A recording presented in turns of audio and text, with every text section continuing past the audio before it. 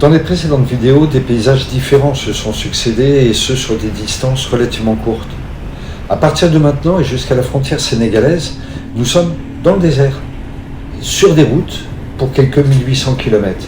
C'est en fait un tout autre road trip qui débute et qui est particulièrement difficile à traduire en vidéo car ce sont bien plus les sensations qui sont marquantes que les images par elles-mêmes.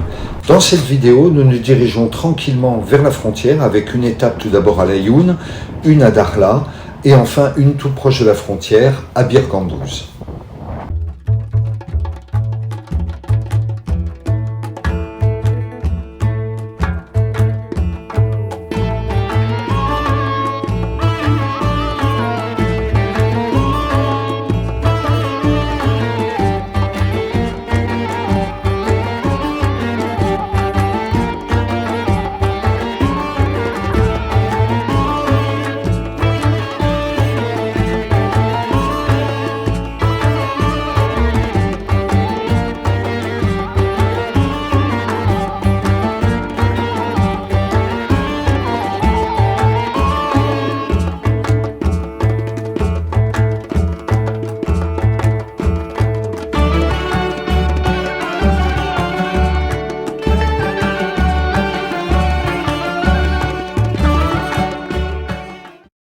Facebook, alors Le Facebook, Claude Garcia, on est dessus.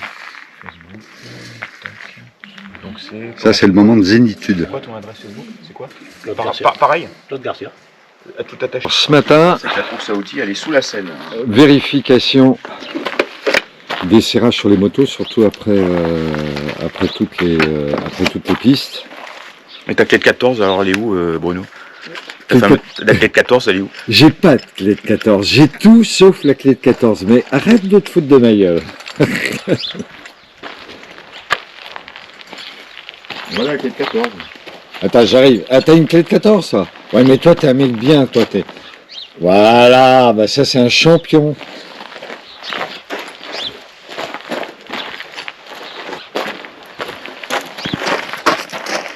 La Tunisie, quand tu es dans le sud, c'est dans le sable. Voilà, mais pareil, du sable, c'est du doux, c'est du Non, le sable. Maroc, ce qui est surtout, c'est la diversité des paysages. Voilà, entre les Sahara Atlantique, le Rif, le Haut Atlas, le Moyen Atlas, l'Anti-Atlas.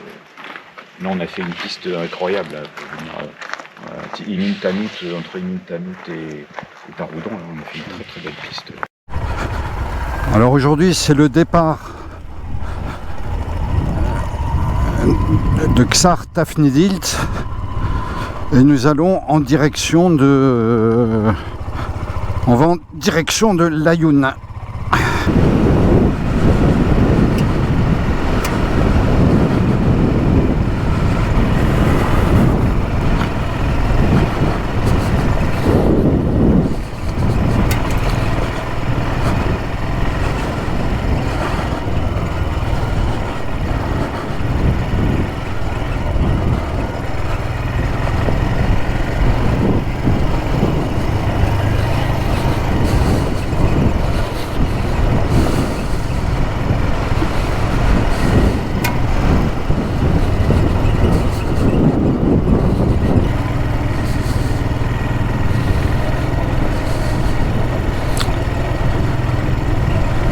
Quand tu es dans le sable comme ça, bah, tu te fous juste en arrière sur ta moto.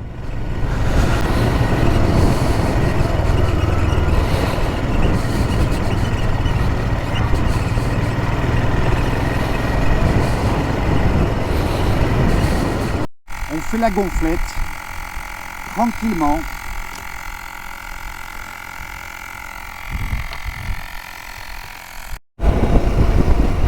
Alors changement de décor, après la gonflette des pneus à la sortie de la piste, qui venait de Ksar Tafnidilt, et ben là on rejoint la nationale.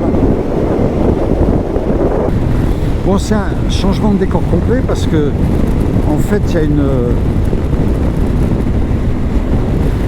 goudronnisation du sud où ils construisent un immense axe autoroutier jusqu'à, je crois d'après ce qu'on m'a dit, jusqu'à Dakhla.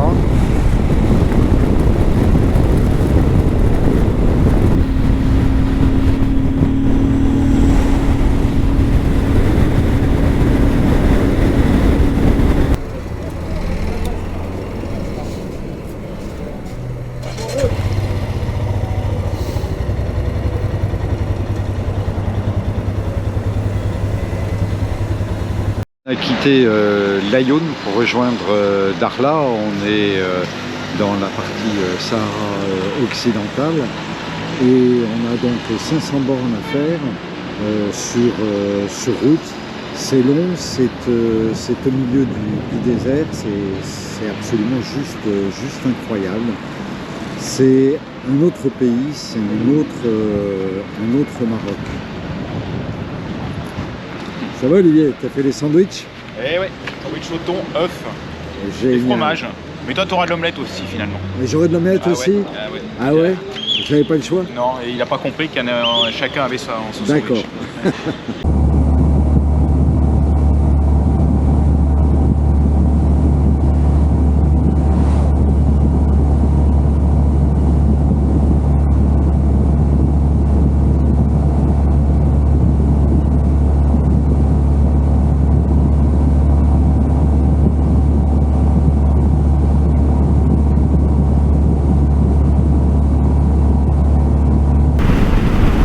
Là, ça doit faire un bruit d'enfer parce qu'on vient de passer toute la journée à traverser le désert, enfin dans le désert du Sahara, et il y a un vent, mais c'est juste impressionnant.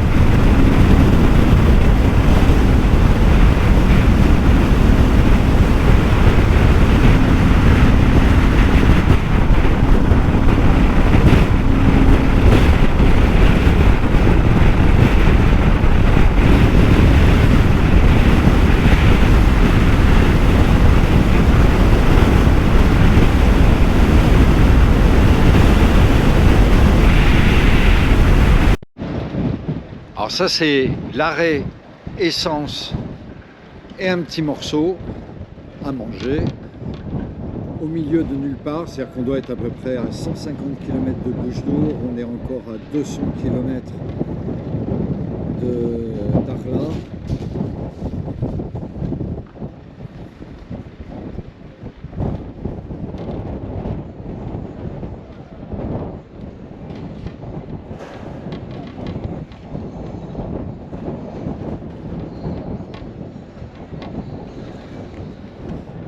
Voilà Olivier avec son équipement, parce qu'il y a un putain de vent, c'est impressionnant. Et il fait froid. Et en plus il fait froid, c'est ça qui est dingue. Vivement Dakar. Regardez les drapeaux sur la gauche.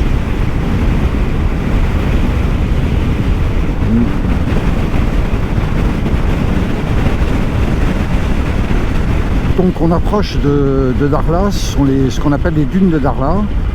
Et là on voit un magnifique spot de kitesurf. On vient de faire 300 bornes dans le désert du Sahara et en une fraction de seconde on arrive là-dessus.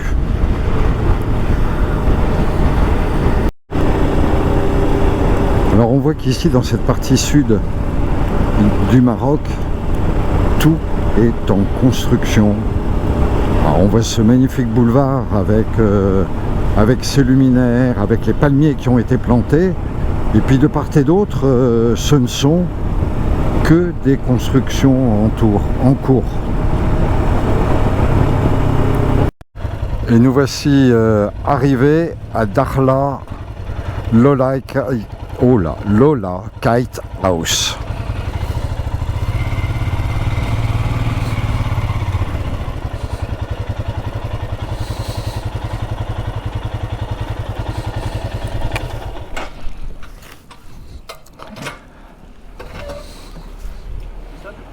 Ouais, ouais.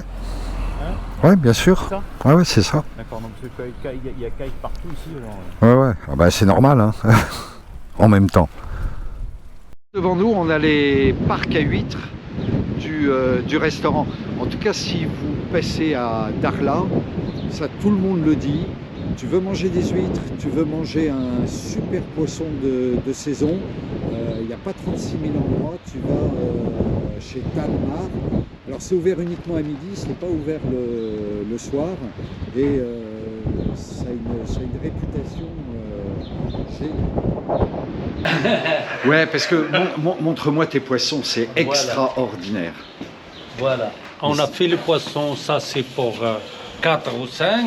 Ouais, d'accord. Quatre, cinq, Donc cinq. tes plateaux, ils sont tout prêts. Toute cette partie, c'est pour les 4 ou 5 ou 6. D'accord. Cette partie, on a fait pour 2. Ça, cette poisson, il est énorme pour 2 pour manger très bien. Ça gala parce qu'on a travaillé les poissons aux saisons. Parce qu'il y a des fois, les poissons, comme le sarc, les pagres, tout ça, tu ne le trouves pas, il est gras. Tu Ouais. trouves, il est maigre maintenant. Il est trop parce maigre. que- Et il faut le trouver à la bonne saison. Alors, en fait. la bonne, c'est moi, non, parce qu'on a notre spécialiste en travail saison.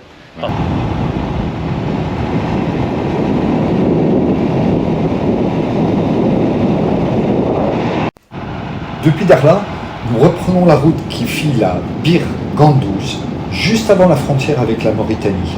Et là, nous allons découvrir un lieu carrément hors du temps, qui sera notre dernière étape au Maroc, et qui s'appelle Barbas Hotel. Il fait légèrement penser à Bagdad Café.